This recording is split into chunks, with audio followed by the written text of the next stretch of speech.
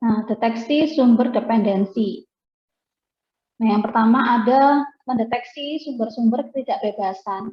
Nah, ketidakbebasan itu bahasa Indonesia ya. Kalau bahasa Inggrisnya berarti dia adalah dependensi atau independensi. Kalau ketidakbebasan berarti dia adalah independensi.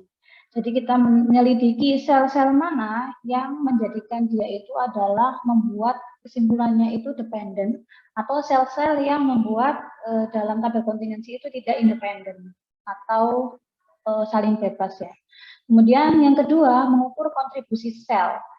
Nah, dalam tabel kontingensi untuk mendeteksi outlier. Dan yang terakhir adalah pemecahan tabel kontingensi. Nah, coba dibacakan pendeteksian sumber dependensi Nur Iza.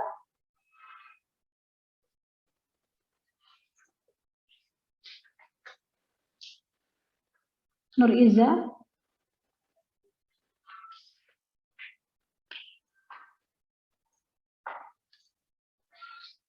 Muhammad Iksan, dibacakan Muhammad Iksan. Ya. Mendeteksi sumber dependensi.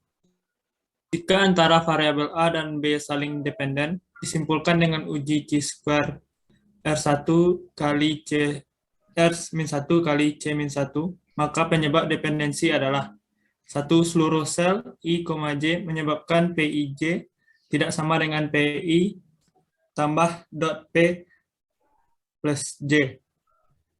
2. Sebagian sel I, J menyebabkan PIJ tidak sama dengan PI tambah dot P plus J dot. Dalam hal ini terdapat kemungkinan terjadi kesalahan pencatatan atau human error sehingga diperlukan penanganan. Nah, terima kasih. Jadi ada dua hal penyebab dependensi. Yang pertama adalah seluruh sel. Berarti kalau dia PIJ tidak sama dengan PI plus dikalikan P plus J, maka dia akan terdapat hubungan ya. Karena tidak sama, berarti terdapat hubungan antara A dan B. Nah, kalau sebagian sel, berarti tidak semua sel. Berarti ada kemungkinan ada kesalahan pencatatan atau human error. Misalkan di dalam tabel kan ada count ya. Nah, ternyata di dalam sel A11 itu ternyata ada kesalahan pencatatan. Nah, sehingga diperlukan penanganan. Nah, untuk mendeteksi ini, kita akan memerlukan pemecahan sumber-sumber dependensi. Sel mana yang menyebabkan dia itu menjadi dependen atau independen. Nah, contohnya, kita punya sel A, B, apakah dia saling dependen atau independen? Nah, caranya berarti kita hitung ya. Kita belajar hitung manual agar lebih paham ya. Sudah kelihatan Excel saya? Belum, Bu. Oh, belum. Bentar. Tapi salah stop share. Nah, ini ya. Kita punya tadi data mengenai A. A ada 1, 2, 3 dan B ada 1, 2, 3. Kemudian ini adalah count-nya ya. Count kita cek ya. Nah, ini kan datanya 13 sampai dengan ini n dot-dotnya 200 saya pindahkan ke Excel. Jadi ini sudah saya aktifkan angkanya. Kemudian langkah pertama untuk menghitung dependensi berarti cari ekspektasi. Seperti biasa berarti dia adalah marginal ya. Marginal perkalian marginal dibagi dengan total. Nah, setelah dapat ekspektasi, kemudian kita cari OI min EI ya. Karena chi-square sama dengan OI min EI kuadrat ya dibagi EI. Nah, sehingga kita punya sum, berarti sum itu merupakan chi-square tabelnya, yaitu 16,24. Nah, kemudian kita cek di chi-square hitung. Nah, cara mendapatkan DF adalah banyaknya baris ada berapa? Ada, ini barisnya ada 3 ya. Baris, kolom. Kolomnya ada 4. Nah, dia kan harusnya baris min 1, kolom min 1. Perkaliannya adalah 6. Sehingga DF tabelnya adalah 0,05,6. Nah, 12,59. Nah, berarti keputusannya apa? Kalau chi-square tabel, chi-square hitung lebih besar daripada chi-square tabel. Apa Unike? Tolak H0, Ibu. Oh iya. Tolak H0 ya. Betul. Karena tolak H0 berarti dia apa Yunike?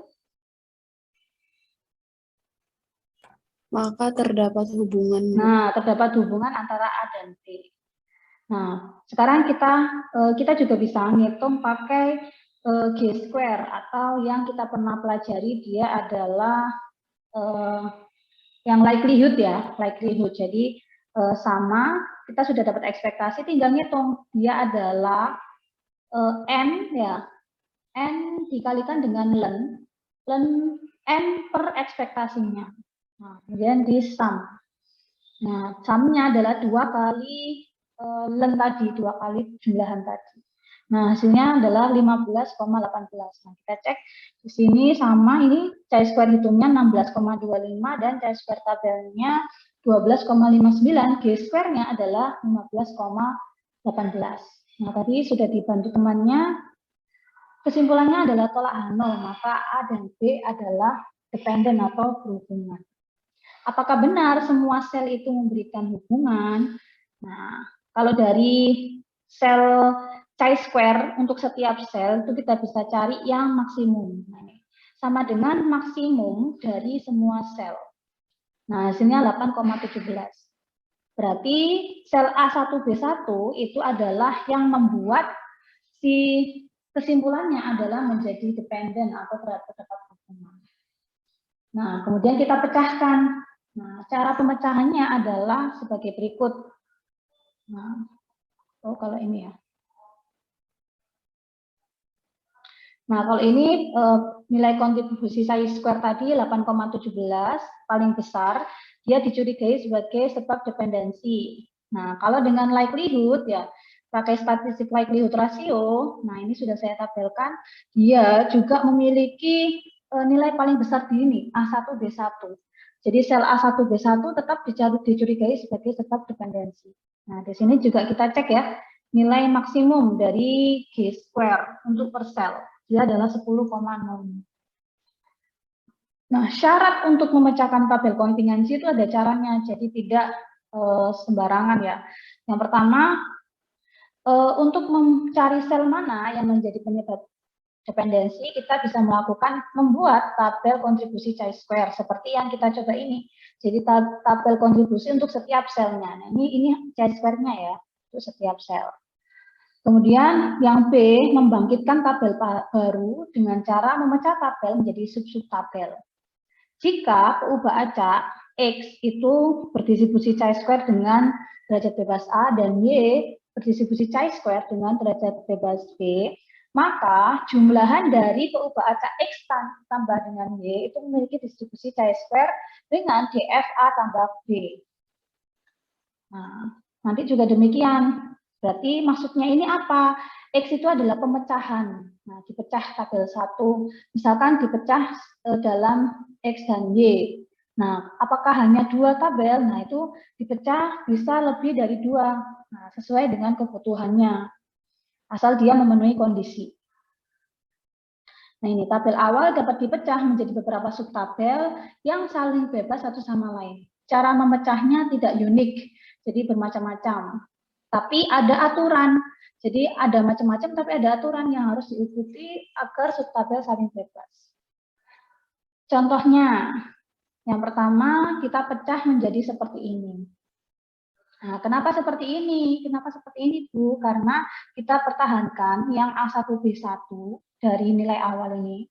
Selainnya adalah kita jumlahkan. Nah, B2 ditambah B3 ditambah B4, kemudian A1 tambah A2. Kemudian tabel kedua, nah kita eliminasi B1 dan BA1. Nah, kita eliminasi sel ini sehingga sisanya adalah B2, B3, B4, dan A2, A3. Kemudian yang ketiga adalah kita eliminasi B1. Nah, B1-nya yang dihilangkan.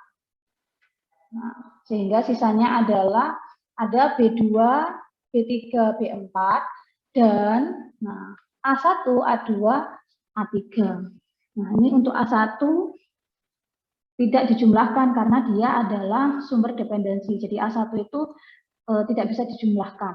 Jadi caranya itu disendirikan seperti ini ya, tadi disendirikan A1 dan B1, atau dihilangkan keduanya. Nah, ini tidak memuat A1 B1 dan dihilangkan salah satu. Nah, ini dihilangkan B1. Nah, sehingga kita punya A1, nah ini adalah jumlahan A1 A2. Kemudian yang terakhir kita hilangkan A2, kita hilangkan A1 ya, eliminasi A1, maka kita punya A2 A3 dan B1 ditambah B2 B3 B4. Nah, muncul pertanyaan, kenapa cara eliminasinya seperti itu, Bu? Jadi ada syaratnya ini. Jumlah DF dari semua subtabel merupakan DF tabel kontingensi awal. Nah, itu dari DF ya. Kemudian yang kedua, isi setiap sel dalam tabel kontingensi awal harus menjadi isi sel di satu dan hanya satu. Jadi tidak bisa berulang. Nah, kemudian ini, jika sudah muncul pada satu subtabel, maka tidak boleh ada di subtabel yang lain. Yang ketiga adalah pada marginal. Nah, ini yang setiap jumlah marginal dari tabel kontingensi awal harus menjadi isi sel di satu dan hanya satu subtabel. Nah, agak susah membayangkan kalau tidak kita buktikan. Kita akan buktikan di sini. Nah, ini kita punya tabel 1 ya. Nah, yang bertanda pink itu berarti adalah sel, yang bertanda biru itu adalah yang apa? Marginal. Nah, sekarang kita hapus dulu ya warnanya agar bisa dipahami.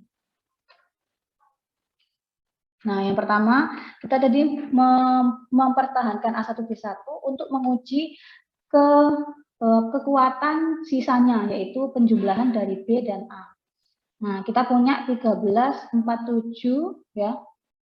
13 sama berapa ini? Sorry. Nah, ini berarti 13 saja ya yang ada di dalam sel merah. Nah, sehingga dia 13. Nah, di sini juga 13. Kemudian tabel 2, ini masih nyocokin isi sel. Nah, ini kita punya isi sel adalah 24, 28, dan 34. Nah, berarti dia sama dengan yang tabel awalnya, yaitu 24, 28, 34. Apakah ada lagi? Oh, ternyata ada 8, 15, dan 24. Di sini juga sesuai dengan tabel awal, 8, 15, dan 24. Kemudian tabel ketiga, kita punya 13, 12, dan 22. Nah, ternyata sama dengan tabel awal 13, 12, 22. Kemudian ada 32, 43, 58. Nah, ini tidak ada. Nah, kemudian yang tabel keempat, nah ini ada 4 sama 3. Nah, ini sesuai. Nah, sudah komplit semuanya, artinya pemecahan dari tabel utama itu sudah dipecah satu dan hanya satu tabel ya. Terbuktikan ya, ini tabel 1 hanya memuat satu ping ya, tabel 2 ini memuat banyak dan tidak terulang ya, tabel 3 dan tabel 4 demikian. Nah, kemudian syarat ketiga tadi apa? Marginal, yang biru ini ya. Nah, yang biru itu kita punya jumlahan 60. Nah, di sini berarti, Nah, 60 kita tandai biru agak tua. Sama ya. Nah, beda 60. Kemudian 20. Nah, 20 sama dengan yang tabel awal 20. Nah, kemudian 180 ada, apakah ada sama 140? Tidak ada. Kemudian ada lagi di tabel 2, kita cek marginalnya. Ada 8647. Nah, 86 sama 47 ini ada enggak di tabel awal? Dea Anissa. Dea Anissa? Tidak, Bu. Nah, tidak ada ya. Kemudian ini 32, 43, 58. Tidak ada juga, Ibu. Tidak ada juga. Kemudian di tabel 3 Dea, apakah ada? Tidak ada. Yang 80, Ibu. Nah, berarti dia adalah jumlahan dari marginal yang kolom ya. Ini 45, 55, 80. 45, 55, 80. Kemudian kita masih ada PR, berarti ini 90, 50. Apakah benar di tabel 4? Nah ini 90, 50 itu adalah marginal di tabel 4. Nah, itu sudah syarat kedua dan syarat ketiga. Syarat pertama yaitu sel dan syarat ketiga yaitu marginal. Nah, tinggal DF-nya. DF-nya kita cek. Nah, jadi DF1 itu adalah dia kan 2 baris sama 2 kolom, makanya dia 2-1 kali 2-1. DF tabel 2. Nah, dia ada 3-1 sama 2-1. DF3 dia ada sama ya 3-1, 2-1, dan terakhir DF4 dia ada 2-1, 2-1. Sehingga sum DF dia adalah 6. Nah, 6 ini sesuai dengan DF daripada tabel awal. Nah, sehingga pemecahan tabel dengan cara seperti ini adalah sudah betul. Nah, kalau sudah dapat pecahannya nanti tinggal ngitung ya. Nah, apakah sama setiap mahasiswa? Nah, setiap mahasiswa ini bisa beda. Nah, jadi misalkan mahasiswa A sama mahasiswa B, cara pemecahan tabelnya berbeda boleh. Asalkan dia memuat ini ya, memuat syarat tadi. Syarat pertama, semua sel satu dan hanya satu untuk subtabel. Begitu juga dengan sum marginal ya, jumlahan marginal juga hanya ada pada satu subtabel. Dan yang terakhir DF-nya, jumlahan DF sama dengan jumlahan DF utama. Nah, kemudian kita seperti biasa kita cari ekspektasi ya. Kemudian kita cari OI min EI sehingga kita dapatkan G atau chi-square-nya. Nah, ini C1 berarti dia chi-square ya. G itu berarti dia yang G-square. Nah, ini anggap teman-teman sudah bisa ya untuk menghitung chi-square sama G-square karena sudah pernah kita ulang di pertemuan sebelumnya. Nah, sehingga waktu kita sum of C-nya adalah 16,34. Nah, ini berarti dia mirip ya, ini 16,24. Nah, kemudian ada sum G-square, nah 15,18. Nah, ini sangat persis atau exactly value-nya. Jadi secara pendekatan G-square itu lebih memberikan nilai yang sama ya untuk perhitungan dalam pemecahan tabel dibandingkan dengan chi-square. Tetapi tidak mengubah proses statistik uji. Jadi chi-square-nya tetap dia adalah tolak H0. Nah, karena ini dibandingkan dengan 12,59. Nah, sekarang kita uji satu-satu. Untuk tabel 1, G-square-nya itu, oke, kita masuk ke PPT aja. Nah, ini sudah ya, dapat dari hitungan 12,96 di sini ya. Kemudian 2,36 ini di sini. Kemudian 0,78, 0,785, yang terakhir 0,16. Nah, kemudian dapatnya 16,26. Atau kalau di saya ini 16,34 ya. Nah, sehingga DF-nya tadi kan sudah dapat ya 1, 2, 2, 1. Nah, 12,96 dibandingkan sama yang chi-square DF1 3,84 ya. Berarti dia adalah tolak H0.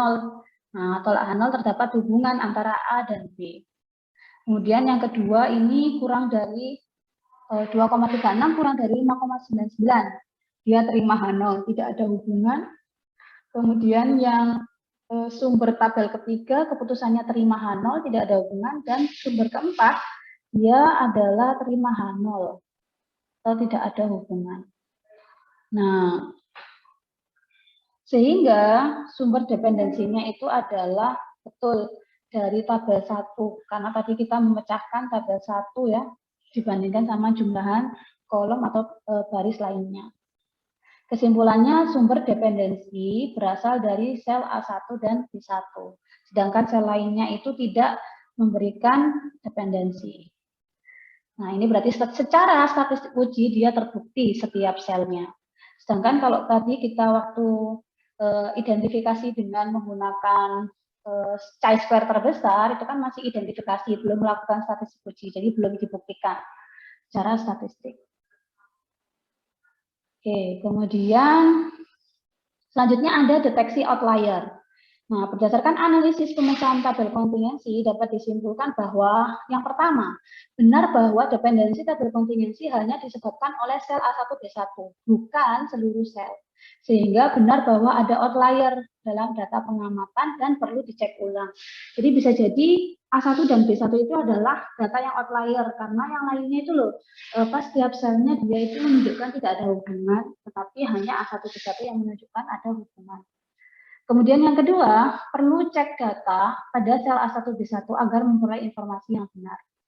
Jika sel A1B1 salah, maka harus dibetulkan terlebih dahulu, lakukan analisis ulang. Jika A1B1 benar, maka cara interpretasi hasil analisis berdasarkan subtabel telah dibuat. Jadi interpretasinya menjadi satu persatu ya. Atau diketahui bahwa sumber dependensi berasal dari A1B1.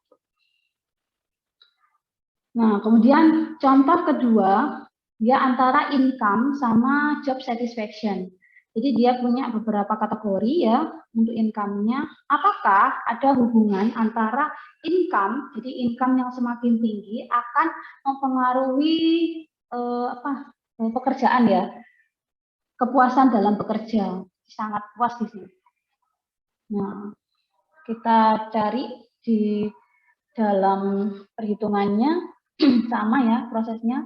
Nanti kalian bisa cek, harus memuat semua baris ya, barisnya harus ada semua di sini. Marginalnya juga harus sudah ada di dalam setiap pemecahan tabelnya. Nah, hasilnya chi-square-nya adalah 11,15. DF-nya adalah, ini kan ada 4 kategori ya, 4-1, 3, dan satisfaction-nya juga ada 4 kategori, 4-1, 3, 3 kali 3, 9. Sehingga chi-square table-nya 16,9.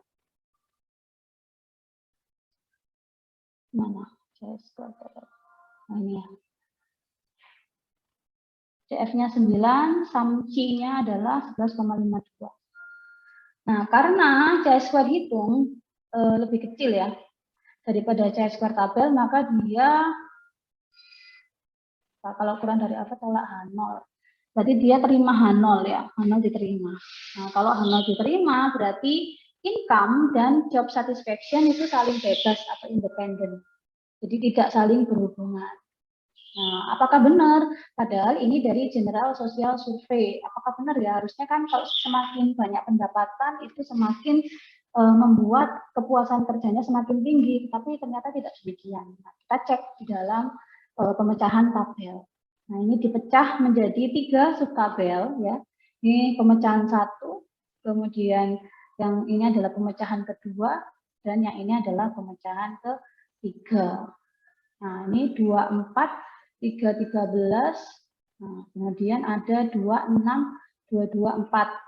Nah, yang kedua 01 sama 03. Nah, sudah ada semua. Nah, kemudian untuk marginalnya, nah ini kan nggak kelihatan ya marginalnya. Kita cek di sini. Marginalnya ini 22 sama 34. Nah, berarti di sini. 22 sama 34. Nah, kemudian 4, 10, 13, 57. Nah, di tabel 2 ada 24. Nah, sudah benar sama. Nah, di tabel 3, nah, kita punya tabel 3, dia adalah ini jumlahannya 4, 14, 63, dan 23. Sehingga pemecahan menjadi 3 tabel ini adalah sudah benar. Begitu juga untuk yang DF-nya. Ya. DF-nya ini kan berarti dia berapa? Alia, berapa Alia? DF-nya untuk yang tabel 1.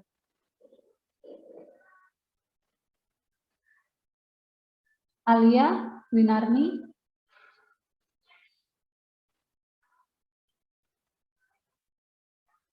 Arjigo, berapa Arjigo? CF-nya. 3. Nah, betul 3. Kemudian yang kedua, Arjigo. 3 juga. Nah, yang ketiga. 3 juga. Nah, 3. Berarti dia sum of DF-nya 9. Begitu juga dengan tabel utama, kan dia 4 min 1, 3 dikalikan dengan 3 sama dengan 9. Nah, berarti sudah benar antara pemecahan tabel dengan tabel utama. Kemudian kita punya nilai chi-square sama g-square ya, sama halnya di contoh 1. Nah, kita definisikan satu persatu. Untuk yang pemecahan pertama, dia terima H0, sehingga tidak ada hubungan antara income dan job satisfaction. Yang kedua juga demikian, dia terima H0, tidak ada hubungan antara income sama job satisfaction. Nah, di pemecahan ketiga ada hubungan ternyata, maka tolak H0 atau terdapat hubungan antara income dan job satisfaction. Nah, yang di ketiga itu tadi apa? Ketiga itu adalah ketika kita menjumlahkan income ya, membedakan antara income yang kurang dari 15.000 versus yang income lebih besar 15.000 ya. Ternyata dia memberikan hubungan ya, memberikan hasil bahwa ada hubungan antara income sama job satisfaction. Bisa jadi yang income-nya tinggi itu berarti semakin membuat satisfaction terhadap pekerjaannya itu adalah tinggi. Sedangkan yang income-nya kurang dari 15 itu membuat satisfaction-nya rendah. Nah, dan seterusnya. Nah, kesimpulannya, sehingga sumber dependensi berasal dari pemisahan income kurang dari 15 dan lebih dari 15.000. Nah, ini adalah sumber dependensinya. Nah, berarti nanti harus dicek apakah benar datanya, atau jika sudah betul datanya demikian, maka kesimpulannya adalah sebagai berikut. Nah, kemudian ini yang harus diperhatikan. Yang pertama, cukupkah subtabel kontingensi itu dibuat? Yang kedua, jika belum cukup, lengkapi dengan subtabel kontingensi. Lakukan analisa awal tentang sumber dependensi atau independensi dengan menghitung nilai chi-square atau g-square. Nah, apakah ada sel yang dicurigai? Nah, jika ada, berarti kita buat tabel subnya tadi dan kesimpulan secara umum. Nah, itu sudah kita kerjakan. Nah, ada lagi yang harus kita perhatikan, yaitu nilai ekspektasi ya. Nah, kita kan tadi belum cek ya, apakah dalam setiap sel itu ekspektasinya masih ingat ya syaratnya ya. Ekspektasi harus lebih besar daripada 5. Nah, kalau dari tabel 1 di sini terlihat dia lebih besar daripada 5. Nah, kemudian tabel 2 sekarang. Tabel 2, contoh 2 tadi maksud saya dia ekspektasinya. Nah, di sini ada beberapa banyak ya, bukan beberapa banyak yang dia itu memiliki nilai ekspektasi kurang dari 5. Nah, saya tandai abu-abu. Nah, itu yang harus diperhatikan. Nah, cara memperhatikannya berarti ada cara lain dalam proses pemecahan tabel. Nah, itu nanti kita pelajari di pertemuan selanjutnya. Ini ada soal-soal. Nah, untuk materi hari ini cukup sampai pada mendapatkan pemecahan tabel dan summary secara umum.